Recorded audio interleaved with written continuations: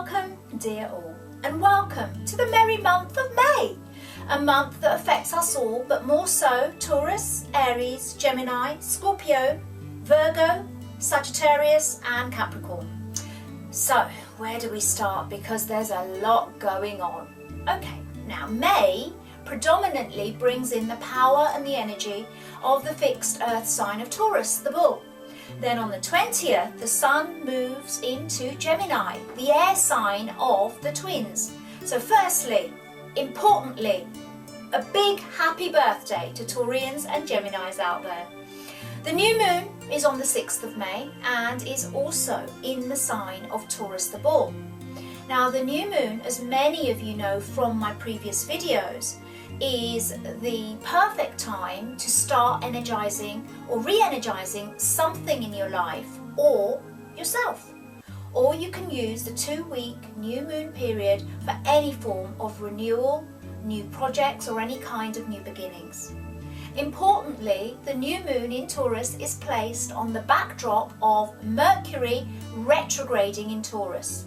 The majority of May is actually loaded up with retrogrades, and a retrograde is where a planet appears to be moving backwards.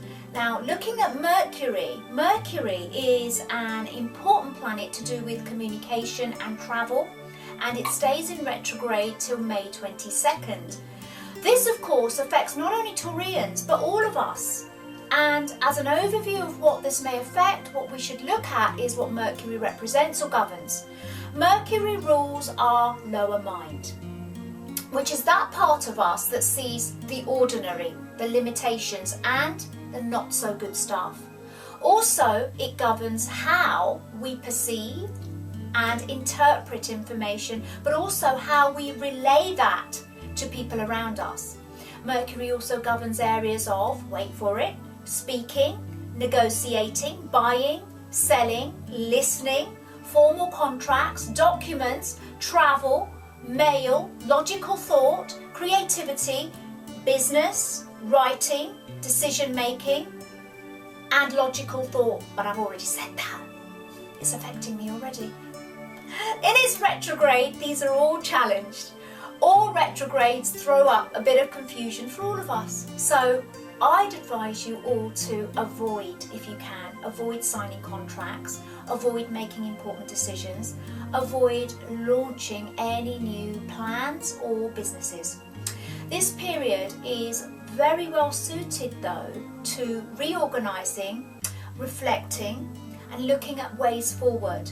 The way forward for all of us is simply taking a little extra care with life, travel, communication to avoid issues. Now please note that the month starts off on a high for Taurus, with 3 big players endowing their power and energy on you. The sun equals vitality, success and healing. The goddess of love and passion, Venus, and Mercury, the planet of communication of course, all start off in Taurus. Then on the 20th, the sun moves into Gemini, followed shortly afterwards on the 24th with Venus also moving into Gemini. So at the full moon on the 21st, which is in Sagittarius, that full moon is on the backdrop of Mars retrograding in Sagittarius. And Mars retrogrades till June the 30th. Mars is the ruling planet of Aries and Scorpio, and as I mentioned, it's currently travelling through Sagittarius, and that is the planet that gives us action, drive, passion, va-va-voom of any sort, and also anger. Mars has been retrograding already in Sagittarius, and in its process of going backwards, it will re-enter the sign that it rules, which is Scorpio, on May the 27th, and will remain retrograding in Scorpio till June the 30th. Mars retrograde just tends to slow us down a little bit in our drive, in our focus and so on. But be mindful that frustration in a Mars retrograde can sometimes lead to anger, and that is the downside of Mars retrograde. Now, good news for Virgoans, and indeed all of us. because Jupiter, the planet of money, wealth, legal stuff, marriage and commitment, has also been retrograding forever. Well, for a good few months in the sign of Virgo, and it turns direct, finally goes forward on May the 9th. Yay! So from the 9th, business work, projects, success, legal stuff, politics and justice areas, leadership, expansion areas, money making ideas and money making plans. Good luck, all is on the up. So from the 9th, all these areas are freed up for us to get back to attracting all of Jupiter's good aspects. Now, it's important for all of us to keep in mind that the month of May has, wait for it, 5 retrogrades affecting all of us in some way. So just to recap, Mars and Saturn, both retrograde in Sagittarius.